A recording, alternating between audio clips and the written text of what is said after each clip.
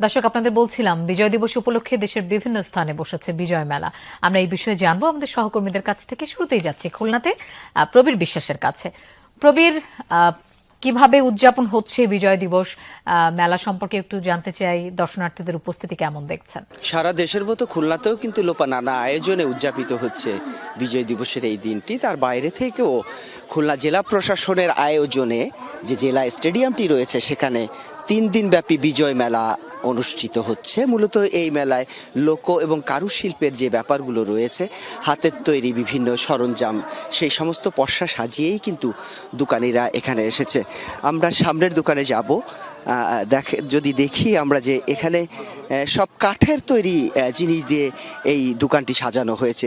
পরিবারের দৈনন্দিন কাজে যেসব জিনিস ব্যবহার হয় সেগুলো প্লাস্টিক কিংবা লৌহজাত বা অ্যালুমিনিয়ামজাত নয়, সেটি কাঠের তৈরি। আপনাদের এটা উদ্দেশ্য কি কাঠের এইটার নিয়ে? আমাদের মেন মোটিভ হচ্ছে পরিবেশ বান্ধব প্রোডাক্টটা আসলে সম্প্রচার করা।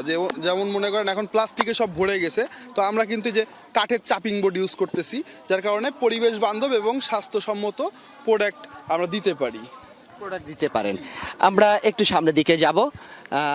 এই স্টলে এই স্টলে কি কি আছে? যিনি স্টলে আছেন তার কাছে একটু শুনবো স্টলে কি কি আছে। ঘর সাজানোর হোম ডেকোর আইটেমগুলাই নিয়েই আমার মেইনলি কাজ করা। যে ডাইনিং রুমের জন্য, বেডরুমের জন্য, লিভিং রুমের জন্য যেগুলো সাজালে একটু দেখতে বেশি মনোমুগ্ধ করা যদি লাগে, তো সেই আইটেমগুলো নিয়েই আমার আর কি কাজ করা আর কি। এখানে নানান ধরনের বই রয়েছে। আমরা দেখি শিশুরা সেই বই দেখছে, সেই বই পড়ছে, সেই বই কিনছে। বইয়ের যিনি পড়ছে সেই বই কিনছে, বইয়ের যিনি দোকানদার আছে আমরা তার সঙ্গে কথা বলি। আজকের এই বিজয় মেলাতে যে 3 দিন ব্যাপী মেলা হচ্ছে, কি কি ধরনের বই আপনি এনেছেন? ধন্যবাদ আপনাকে। আমরা এবার মুক্তিযোদ্ধার যে বইগুলো আছে সবচেয়ে বেশি বিক্রি হচ্ছে, এবং মুক্তিযোদ্ধার নতুন প্রজন্মের যে মুক্তিযোদ্ধার বইগুলো আছে এগুলো আমরা বিক্রি করতেছি বেশি। আর এবং বাচ্চাদের এবং মানে যারা আসতেছে এবং মেলাতে তারা বেশি মুক্তিযোদ্ধার বই বিক্রি করতেছি, এবং অন্যান্য বইগুলো বিক্রি করতেছি আমরা। অন্যান্য বইও বিক্রি করছেন। সামনের যে স্টলগুলো রয়েছে সেখানে বিভিন্ন ধরনের বাঁশ, বেত এবং অন্য জিনিসের তৈরি যে কারুকার্যগুলো সেগুলো রয়েছে আমরা দেখতে পেয়েছি।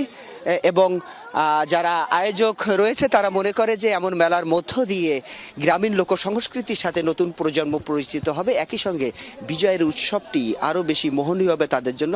আগামীকাল পরশুদিন 3 দিন ব্যাপী এই মেলা সকলের জন্য উন্মুক্ত থাকবে। লোপা।